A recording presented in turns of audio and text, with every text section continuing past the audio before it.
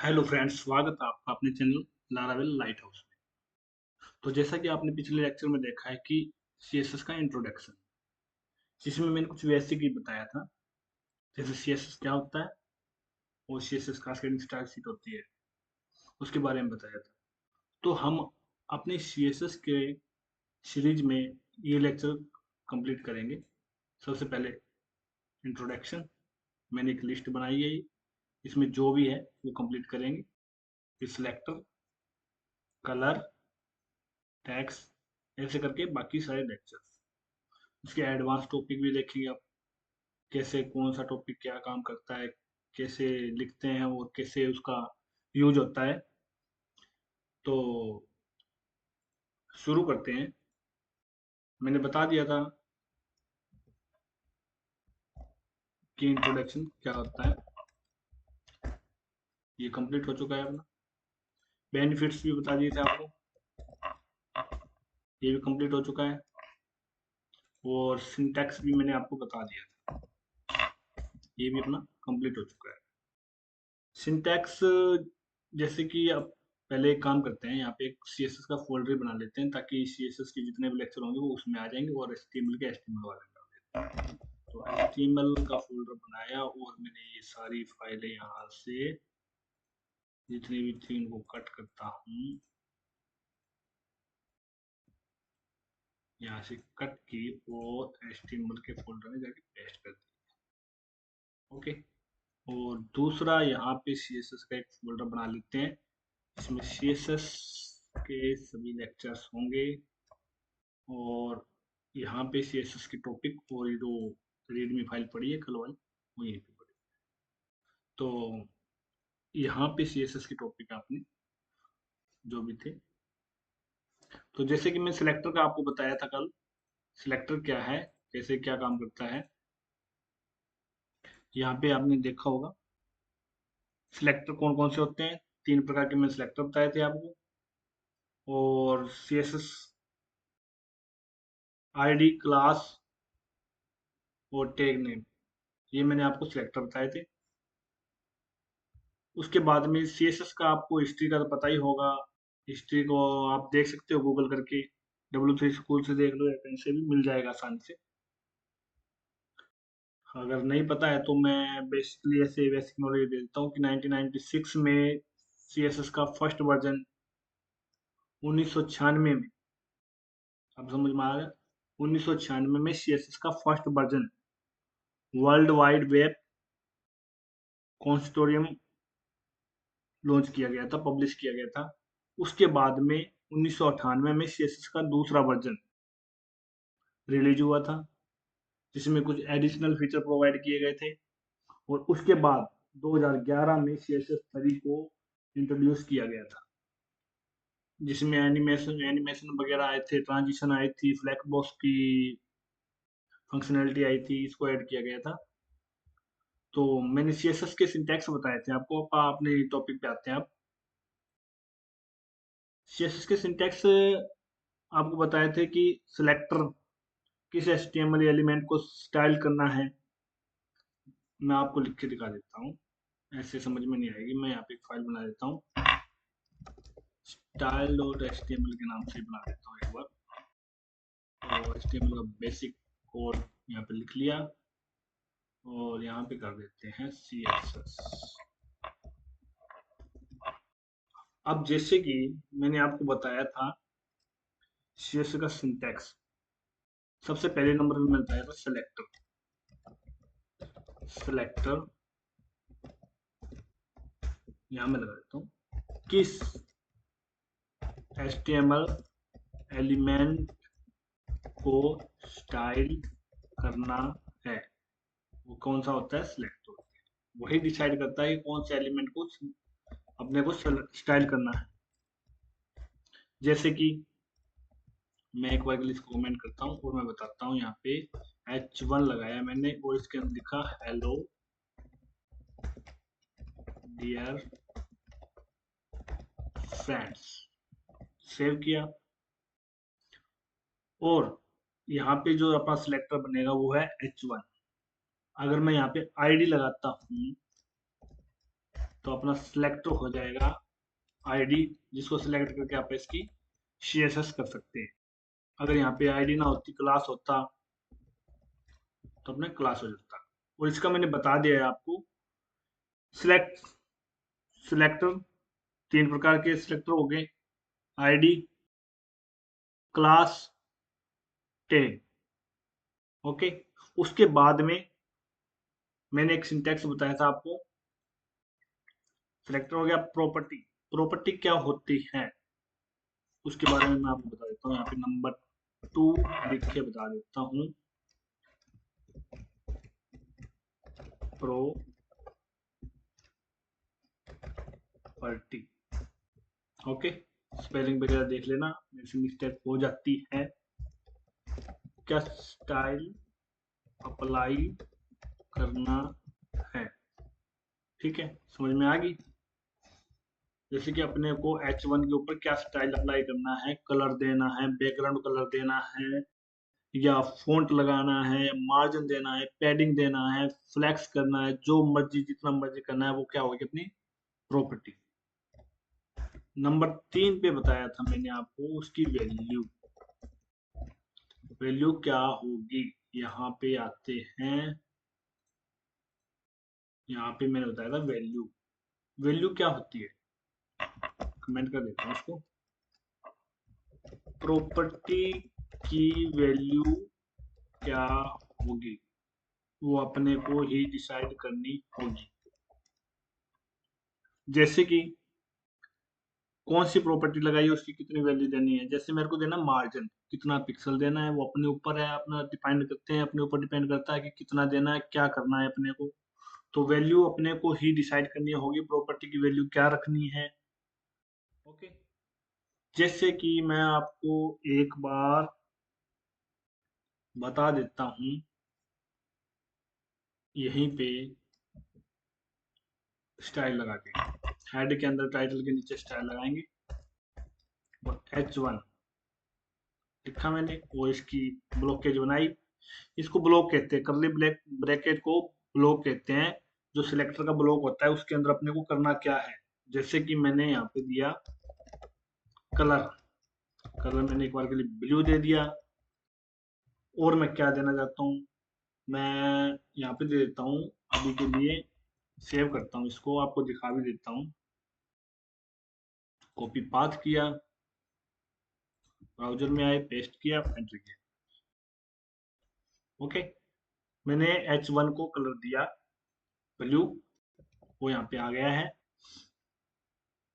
अगर मैं इसका कलर चेंज करना चाहता हूँ तो यहाँ पे चेंज करूंगा, यहाँ पे कर देता हूँ येलो,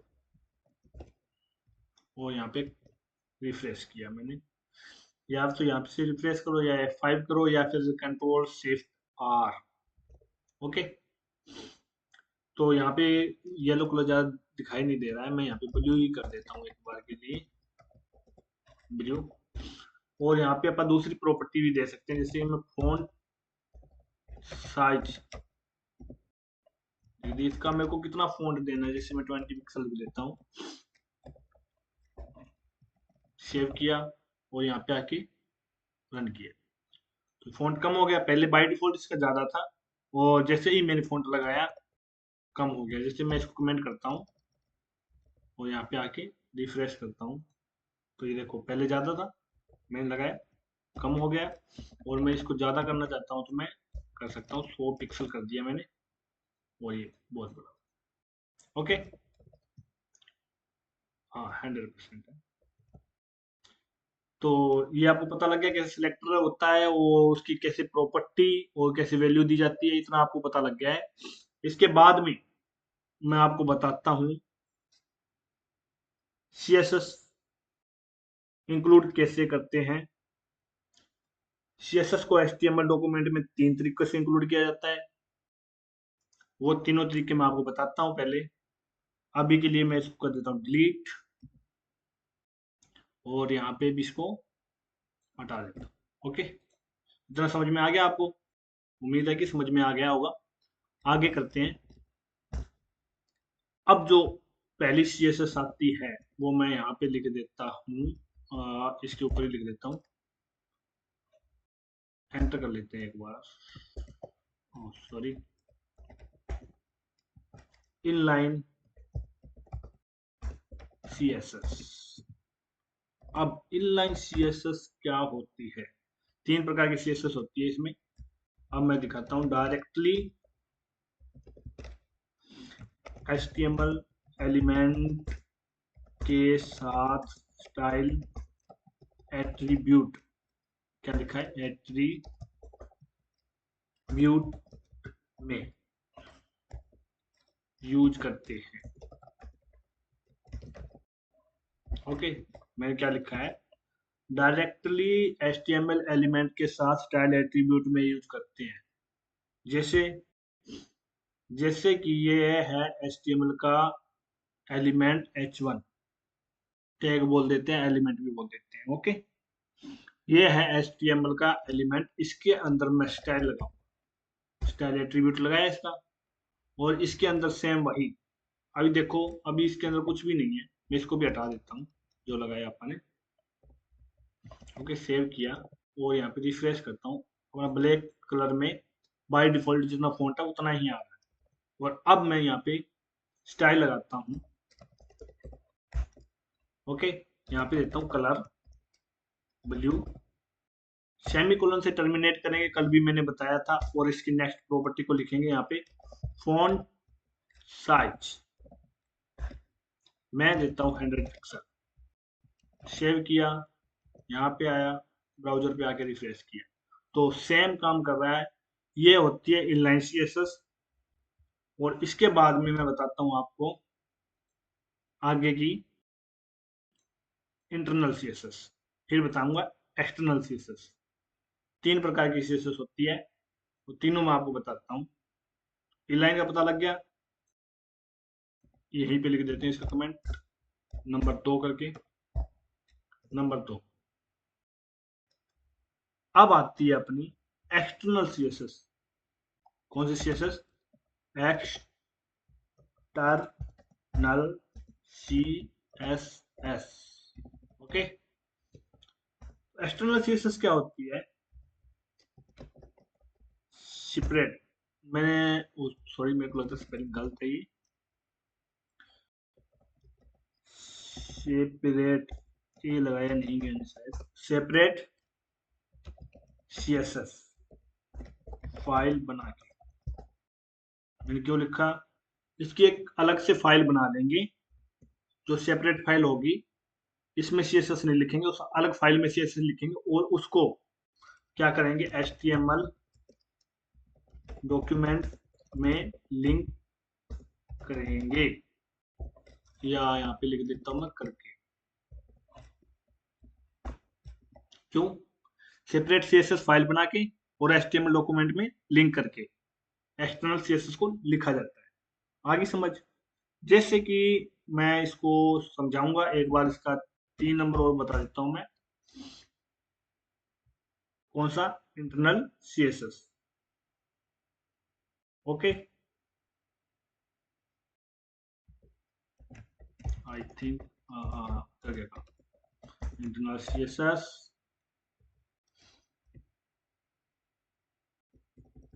यहाँ पे लिखता हूं मैं, जो क्या होता है आप स्टाइल टैग के अंदर हेड सेक्शन में लिखते हैं। जैसे कि मैंने अभी लिख के दिखाया था आपको, क्या कहता हूं मैं, यहाँ पे लिख देता हूँ, बैकटिक लगा देता हूँ, स्टाइल। ओके, स्टाइल टैग के अंदर दोबारा से हेड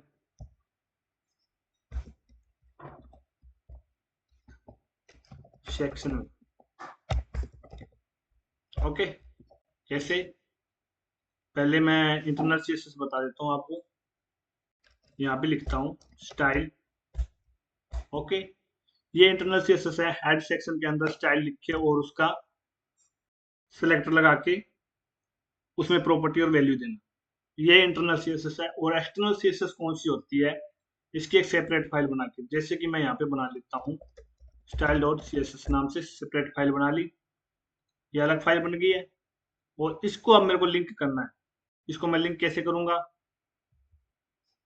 इसको लिंक करने के लिए मैं लगाऊंगा लिंक टैग CSS पे 3 नंबर पे आके एंटर कर दो। तो ये स्टाइल डॉट CSS के नीचे अंडरलाइन आ गई, मतलब ये फाइल अपनी लिंक हो गई है, इसके ऊपर डायरेक्ट डायरेक्ट हो रहा है। कंट्रोल के साथ क्लिक करोगे तो उसके ऊपर जाएगा। ओके, अब मैं जो मैंने यहाँ पे लगाया था, अब देखता हूँ, यहाँ से इसको हटा देता हूँ एक बार के लिए। जो स्टाइल मैं यहाँ पे लगा रहा था वो स्टाइल अब मैं वहां पे लगा के दिखाता हूँ सेपरेट फाइल के अंदर।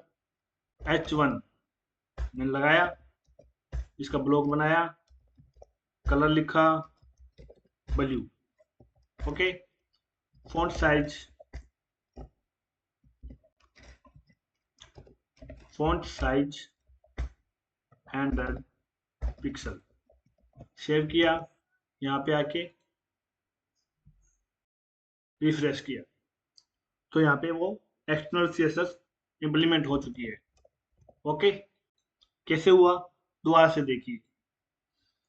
इनलाइन CSS क्या होती है, जो एलिमेंट के अंदर लगाई जाती है, एलिमेंट के साथ स्टाइल एट्रीब्यूट को यूज करके लिखा जाता है, उसको कहते हैं इनलाइन CSS। और एक्सटर्नल CSS सेपरेट फाइल बना के अलग से एक फाइल बनाओ, उसके अंदर CSS लिखो। इसमें कोई स्टाइल टैग लगाने की जरूरत नहीं है, सीधा सिलेक्टर लगाओ और उसको लिंक करो। हाँ, रिलेशन लिखना जरूरी है। रिलेशन का क्या है, स्टाइल शीट है, रिलेशन लिखना जरूरी है। और HREF के साथ में फाइल का नाम स्टाइल डॉट CSS। ओके, और वो फाइल लिंक हो जाएगी। लिंक होने के बाद जो फाइल लिंक हुई है उसके अंदर क्या करेंगे, अपन सिलेक्टर को सिलेक्ट करेंगे और उसके प्रॉपर्टी लिखेंगे। आगे समझ में? तो अपना लेक्चर आज का यहाँ पे कंप्लीट हो चुका है और यहाँ तक डन हो गया है। सिलेक्टर भी मैंने करा दिए हैं आपको। सिलेक्टर में कौन कौन से हो गए हैं, सिलेक्टर के टाइप मैंने आपको बता दिए हैं। ओके, और उसके बाद में क्लास सिलेक्टर बता दिया मैंने, डॉट के साथ में जो लगाते थे। ID सिलेक्टर भी मैंने बता दिया है आपको। और यूनिवर्सल सिलेक्टर नहीं बताया है, यूनिवर्सल सिलेक्टर भी मैं आपको अभी बता देता हूँ, बहुत ज्यादा इंपॉर्टेंट है। ओके, यूनिवर्सल सिलेक्टर क्या होता है, मैं आपको, या तो किसी भी कर लो, कौन सी फाइल कर लो, या सेपरेट फाइल में कर लो या उसमें कर लो। आपका एक काम करते हैं, इसी फाइल में कर लेते हैं और सेपरेट फाइल को यहाँ से निकाल देता हूँ मैं एक बार के लिए। यहीं पे स्टाइल लिखता हूँ। यूनिवर्सल सिलेक्टर क्या होता है, स्टार के साथ में यहाँ पे स्टार लगाएंगे वो इसका ब्लॉक लगाएंगे। स्टार क्या होता है, जितने भी सारे एलिमेंट हैं वो सारे के सारे सिलेक्ट हो जाएंगे। मैं आपको दिखाता हूँ पहले तो H1 का कलर, फॉन्ट कलर और फॉन्ट साइज और बैकग्राउंड कलर। बैकग्राउंड कलर दे देता हूँ, कुछ भी दे लूँ, ब्लू दे देता हूँ, रेड है। और इसको व्हाइट कर देता हूँ कलर को, ताकि अपने को अच्छे से विजुअल हो सके। रेड आई थिंक ब्लू में सही से दिखाई भी ना दे। सेव किया, आया, रिफ्रेश किया। ओके, तो आप ध्यान से देखो, इसके यहाँ पे स्पेस दिख रहा है, ऊपर भी स्पेस आ रहा है, जो कि अपन ने कुछ भी मार्जिन और पैडिंग नहीं दिया है। ये क्या होता है, ब्राउजर की ओर से बाय डिफॉल्ट होता है ऑटोमेटिक। उसी को अपने को खत्म करना है, समाप्त करना है, मतलब उसको निकालना है। अपने को कोई स्पेस नहीं चाहिए, एक्स्ट्रा स्पेस होना ही नहीं चाहिए किसी भी एलिमेंट में अपना। तो उसको कैसे करेंगे, यूनिवर्सल सिलेक्टर से। और कभी भी कोई भी CSS स्टार्ट करो तो यूनिवर्सल सिलेक्टर को पहले लगाओ। उसमें क्या करो, स्टार लगाया, ब्लॉक बनाया, उसके अंदर लिख दो मार्जिन 0, पैडिंग 0 और box size border box. Okay, और आप ये मत सोचना कि मैंने पिक्सल नहीं लगाया, पीछे परसेंटेज नहीं लगाया, वो डिफॉल्ट है। लगाओ चाहे ना लगाओ, काम करेगा। ओके, और बॉक्स साइजिंग बॉर्डर बॉक्स क्यों लगाया है वो उसका आगे बताएंगे, आगे लेक्चर जैसे आएंगे उसमें क्लियर होता जाएगा। अभी के लिए आप इतना सोचो कि हाँ मैंने ये इतनी चीज लगानी है, कोई भी CSS स्टार्ट करो तब। ओके, अब देखो यहाँ पे एक्स्ट्रा स्पेस वगैरह निकल गया है और पूरे डॉक्यूमेंट पे अच्छे से कंप्लीट हो गया है H1। ओके, अब इसको मेरे को हेडिंग को क्या करना है, सेंटर में करना है। तो हेडिंग के अंदर आया, टेक्स्ट लाइन सेंटर, रिफ्रेश करता हूँ तो जी सेंटर में। उम्मीद करता हूँ कि आज का लेक्चर आपको समझ में आया होगा। अगर आपको कोई इशू आ रहा है तो कृपया कमेंट करके बताएं, और वीडियो को ज़्यादा से ज़्यादा लाइक करें, शेयर करें और चैनल को सब्सक्राइब करें। Thank you so much.